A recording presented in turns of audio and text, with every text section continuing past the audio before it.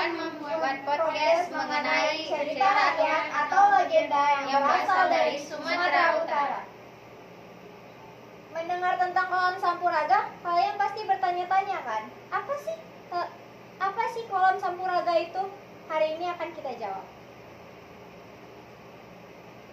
Tasya boleh menceritakan dulu. Jadi Kak, ceritanya itu tentang anak yang durhaka kepada ibunya. Emang apa sih yang dia lakukan kepada ibunya sampai dia dibilang anak durhaka? Karena dia merasa dirinya itu sombong dan angkuh. Oh iya, gimana sih awal mula kisah kolam itu terbentuk?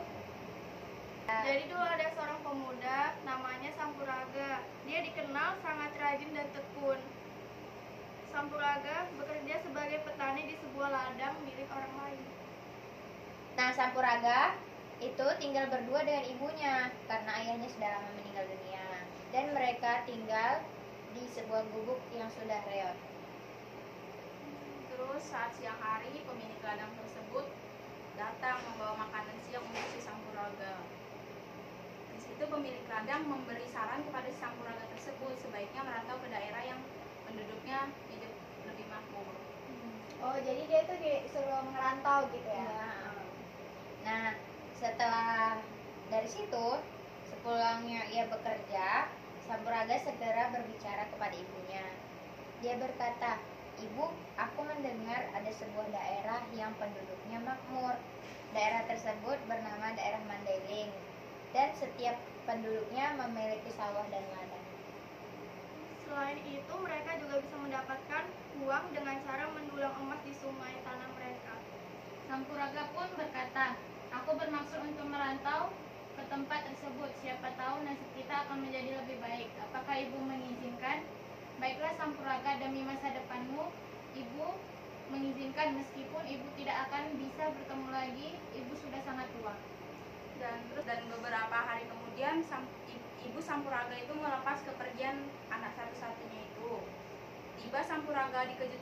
Tiba-tiba Sampuraga dikejutkan oleh suara yang memanggil, "Hai anak muda, siapa kau? Dan apa yang kamu lakukan di sini?" Sampuraga pun menyebut nama dan asal desanya dia. Oh, ini Sampuraga udah jalan gitu ya? Udah. Dia juga menyebutkan alasan datang ke tempat itu ngapain gitu. Nah, setelah berjalan lama, akhirnya mereka berhenti di sebuah rumah yang sangat besar dan mewah. Seseorang itu berkata kepada Sampuraga, "Bagaimana rumah ini menurutmu?" Dan Sampuraga berkata, "Wah, rumah ini sungguh sangat besar dan mewah." Tuan itu berkata, "Bukankah kamu datang ke negeri ini untuk mencari pekerjaan?" Dan dia menjawab, Oh iya Tuhan, saya ingin bekerja untuk membahagiakan ibu saya di kampung." Terus tuannya menjawab, "Kamu sungguh anak yang berbakti, bagaimana kalau kamu bekerja di tempat ini?" Dan dia menjawab, "Wah, benarkah Tuan? Tentu saja jika kamu rajin dan bisa dipercaya, aku tidak akan segan-segan menaikkan gajimu." Nah, setelah melihat kejujuran dan keuletan Sampuraga, tuannya pun menawarkan atau memberikan ia sejumlah uang untuk modal ia usaha berdagang. Sampuraga pun tidak melewatkan kesempatan itu, dan dia pun menerima bantuan modal dari tuannya untuk digunakannya berdagang di pasar. Usaha Sampuraga pun berkembang pesat dalam berdagang yang membuatnya mampu mengembangkan dirinya menjadi pedagang besar.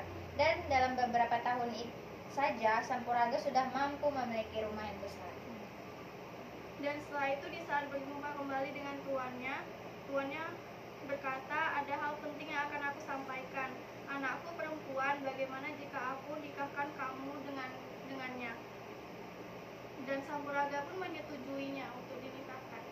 Oh, jadi tuannya ini mau menjodohkan lah gitu ya? Iya, betul banget. Lanjut. Hari pernikahan Sampuraga pun segera ditentukan. Beberapa hari menjelang pernikahannya, kesibukan terlihat di rumah saudagar tersebut.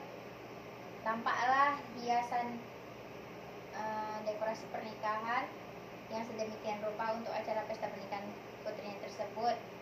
Dan berita pernikahan Sampuraga pun mulai tersebar luas bahkan sampai ke kampung halaman. pemilik ladang yang pernah menjadi majikan Sampuraga itu pun memberitahu ibu Sampuraga, "Nenek, apakah engkau sudah dihubungi oleh Sampuraga? Bukankah dia akan menikah dengan anak saudagar di Mandailing?" Dan ibunya berkata, "Benarkah? Aku bahkan tidak tahu sama sekali." Selepas kepergian si pemilik ladang, Ibu Sampuraga pun termangu, seolah tidak percaya kalau benar Sampuraga itu akan menikah. Dan ibunya berkata dalam hati, apakah dia lupa untuk mengabariku, dan atau apakah dia sudah lupa dengan ibunya. Setelah itu dia berpikir, sebaiknya besok aku datang saja ke Mandailing untuk memastikan hari pernikahan Sampuraga dengan Putri Saudagar. Tiba pesta pernikahan digelar dengan besar-besaran dan sangat mewah. Hampir semua pejabat mendapatkan undangan. Sementara itu, Ibu Sampuraga yang datang dari kampung telah sampai di Mandailing. Dia berjalan jauh, dia pun bertanya kepada orang setempat pernikahan tentang Sampuraga tersebut. Oh, ternyata ibunya itu jalan ya dari kampungnya. Iya, luar biasa sih. Akhirnya Ibu Sampuraga menemukan tempat pesta pernikahan. Dia melihat dengan seksama pernikahan apakah benar Sampuraga itu yang nikah itu anaknya di situ. Semua yang hadir pun terkejut ketika melihat seorang perempuan tua memanggil Sampuraga. Dan ketika ibunya tersebut bertemu dengan anaknya, Sampuraga pun berkata, "Kamu bukan ibuku sudah lama meninggal." Si Sampuraga pun berkata kepada pengawal, bawa perempuan tua itu pergi dari sini. Alangkah terkejutnya Ibu Sampuraga mendengar perkataan anaknya. Dia benar-benar tidak menyangka bahwa anaknya akan berbicara begitu kepadanya. Dalam kesendirian di tempat yang sepi, Ibu Sampuraga hanya bisa menangis melihat anaknya telah mengingkari di tengah kesedihannya yang memuncak. Ibu Sampuraga pun berdoa, "Ya Tuhan, kenapa anak aku bisa menjadi durhaka? Berikanlah pelajaran kepadanya karena telah durhaka kepada ibunya ini." Setelah tidak lama Ibu Sampuraga berdoa, terjadi gempa yang dahsyat di tempat pesta tersebut. Semua yang hadir di pesta pernikahan itu panik dan berlari menyelamatkan diri. Sayangnya tidak ada yang selamat dari gempa tersebut.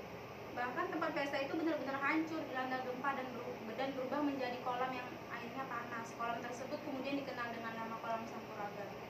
Sebagai pelajaran bagi kita semua untuk tidak durhaka kepada ibu. Sedangkan Ibu Sampuraga yang sedih dan kecewa dengan sikap anaknya memilih pulang ke kampung dan melanjutkan sisa hidupnya di sana. Nah, itu dia kisahnya. Nah, ada nih yang mau aku tanya, apa sih kutukan dan hukuman yang diterima oleh Sampuraga yang pada akhirnya membentuk Kolam Sampuraga? Nah, hukuman yang didapat Sampuraga itu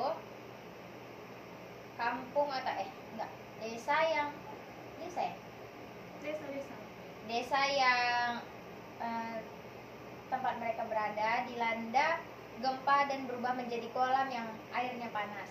Nah, kolam tersebut dikenal dengan nama Kolam Sampuraga yang menewaskan Sampuraga dan masyarakat sekitar. Amanat yang dapat kita ambil dari cerita ini yaitu kita tidak boleh durhaka kepada orang tua, terkhususnya ibu kita, karena dialah yang melahirkan kita, dia yang berkorban untuk kita. Karena apa yang kita dapat pun, misalnya kita jadi orang yang sukses atau orang yang berhasil, itu tidak terlepas dari doa-doanya. Dan juga ridho yang Maha Kuasa atas ridho orang tua juga. Jadi kalau kita berbuat salah dan menyakiti hati orang tua kita, maka Allah pasti akan memberikan hukuman kepada kita.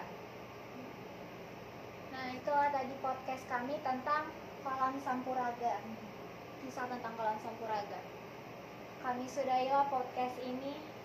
Assalamualaikum warahmatullahi wabarakatuh.